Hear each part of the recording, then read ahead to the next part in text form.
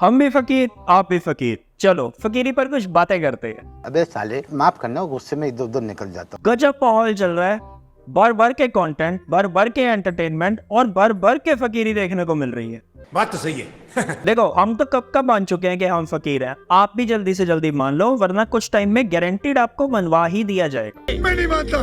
नहीं यकीन तो वीडियो को लास्ट तक देखना, खुद समझ जाओगे। बाकी सब्सक्राइब कर देना, फ्री है तो करना।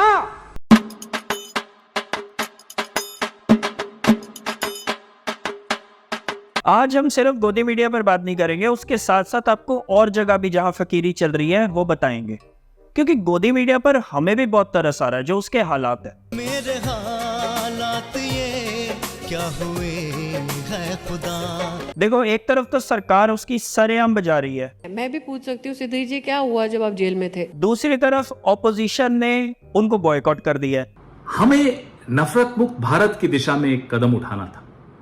आज एक निर्णय लिया गया, कुछ एंकर्स को चिन्हित किया जाए और उनके इस तरह के शोज में, इवेंट्स में हम लोग न जाएं।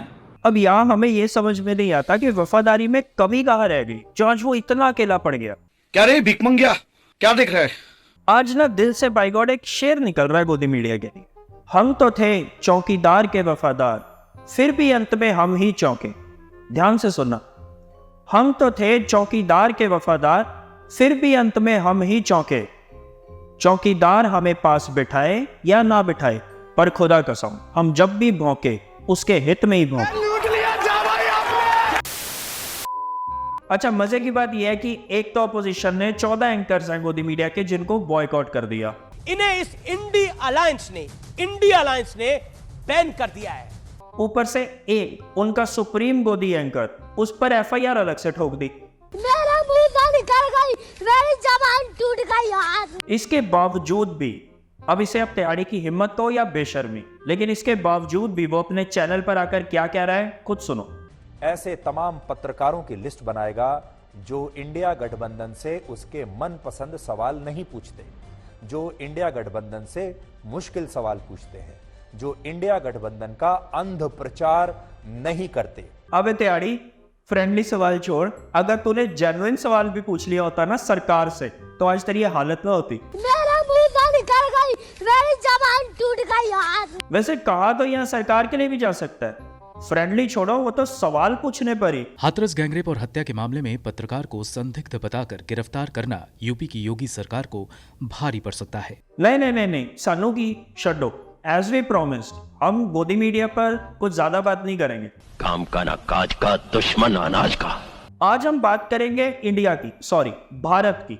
इस देश में ना बाय गॉड कुछ भी मुमकिन है। आप आगे चल के क्या करने का इरादा है आपका जिंदगी? जी मैं इस पर देश पर राज करना चाहता हूँ। कितने तेजस्वी लोग हैं हमारे पास, कितने शानदार विचार रखते हैं जी। नहीं सच्ची, आप खुद ही देखो, आप नौकरी करते हो या बिजनेस करते हो, आप मेहनत करते हो, उसके बाद मुश्किल से मुश्किल आप हजारों कमाते हो, और अच्छा हो जाए तो लाखों कमा लेते हो। और कितने तो ऐसे हैं जो मेहनत करने के बावजूद सरकार के फ्री राशन पर आज भी डिपेंडेंट है। लेकिन दो प्रोफेशन ऐसे भी हैं जहां पे बहुत जबरदस्त क्वालिफिकेशन भी नहीं चाहिए, कमाओगे भी आप करोड़ों में, पावर मिलेगी अलग से, लोग लाइनों में बाय गॉड आपके पीछे लग कर आएंगे। समझ रहे हो आप? समझ तो गए होगे आप। बाबागिरी और नेतागिरी, इनमें से बाबागिरी पर तो हमने एक एपिसोड निकाला है ऑलरेडी, जिसका लिंक हम डिस्क्रिप्शन में डाल देंगे। आज जो ये नेतागिरी की फकीरी है ना, इसको थोड़ा सा एनालाइज करते हैं। आइए देखते हैं, बैठचंद मजा आएगा। अभी हाल ही में एडीआर की रिपोर्ट आई है, जिसके अकॉर्डिंग हमारे परम पूजनीय 763 सांसद, जिनको हमने और आपने ही चुना है, उनकी कुल संपत्ति कितनी है? 29,251 करोड़। क्या बात कर रहे हैं? कभी देखे हैं इतने पैसे? क्यों हिला डाला ना? अभी कहा, अभी तो हिलाना बाकी है।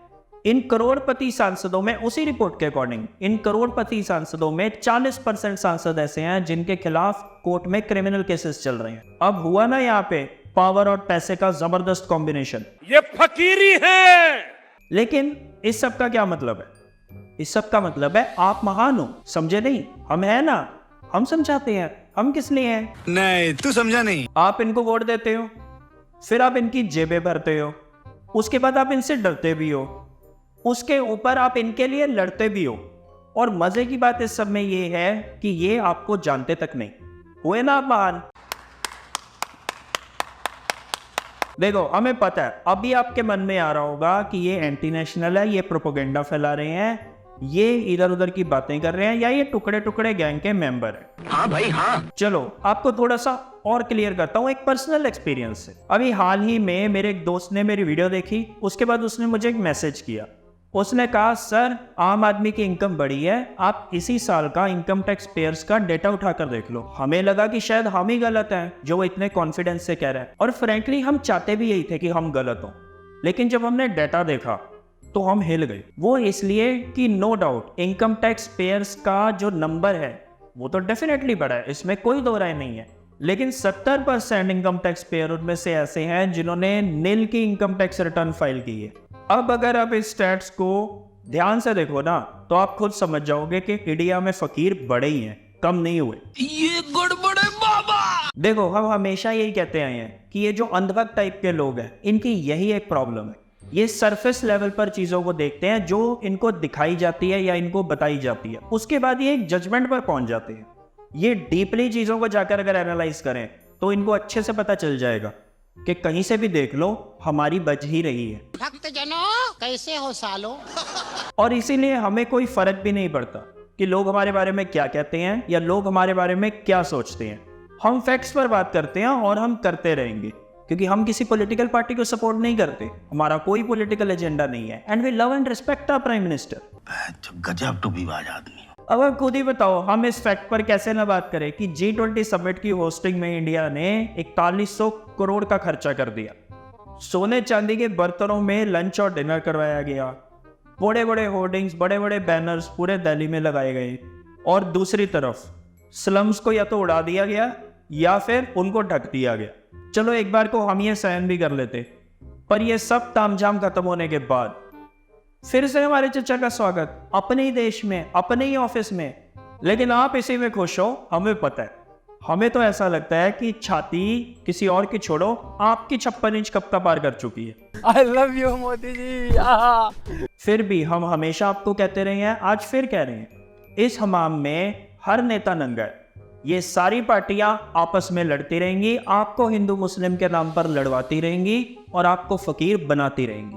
हम बहुत छोटे लोग हैं, हम बहुत मामूली लोग हैं, हम आम आदमी हैं, हमारे पास पैसा नहीं है। हम यहाँ ये नहीं कहते कि फकीरी को एंजॉय मत करो, आपके आसपास फकीरी है, फकीरी को एंजॉय करो 2024 तक, क्योंकि उसके बाद तो अंगेन घात्रम नयने वक्त्रम न्यायेन राज्यम लवणेन भोज्यम। मजे लो इस फकीरी के, क्योंकि India is great, be healthy, be happy. बाकी तू बोल दे। रामचंद्र कह गए सिया से ऐसा कल जुग आएगा, हंस चुगेगा दाना दुन का, कौआ मोती खाएगा।